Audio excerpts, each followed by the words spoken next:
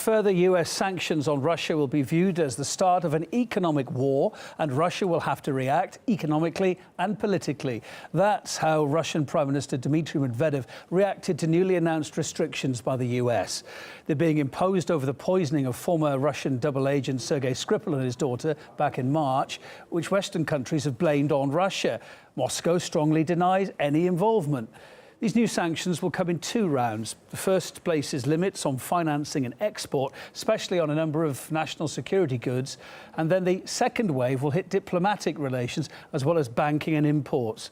Anisha Sethi takes up the story.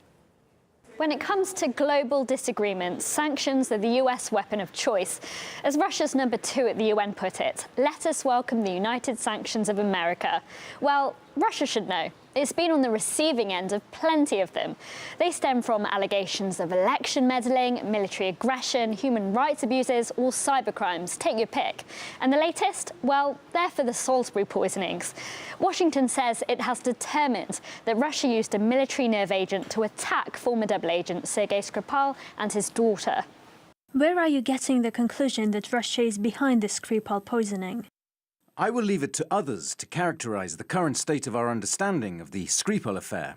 But others haven't given any evidence either, just various grades of highly likely. It is highly likely that Russia was responsible. We do hold Russia culpable for the attempted murder. And there's been uncertainty from specialists investigating the case. You have not been able to establish at Porton Down that this was made in Russia.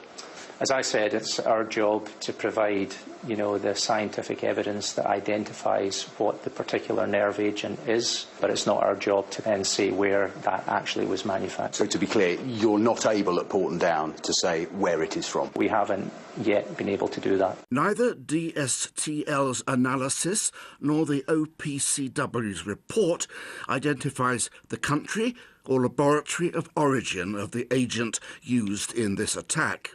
And we're going to continue to see a series of cloak and daggers here of insinuation that Russia's involved, which basically is a mood music which is feeding the population in the West with the idea, yes, it is the Russians, despite the evidence. Just the constant streaming of this means that in the end, people just accept, oh yes, it must be the Russians, and then therefore that's okay, we must implement more sanctions. It's time that we did get all the evidence, but my suspicion is that that's not going to happen. Although that seems of little interest to Washington, which has found Moscow guilty, slapped it with new sanctions, and strangely given it 90 days to prove it wasn't involved.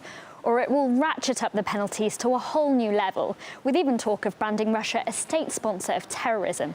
That's regardless of Trump wanting Russia as a partner in his fight against terror.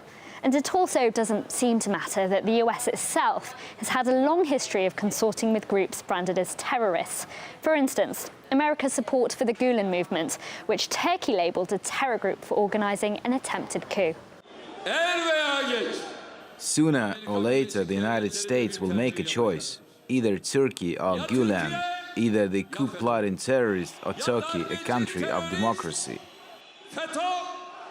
Or how about the American officials who backed the Iranian extremist group, the Mujahideen al-Khalq, who bombed the headquarters of the Islamic Republic Party?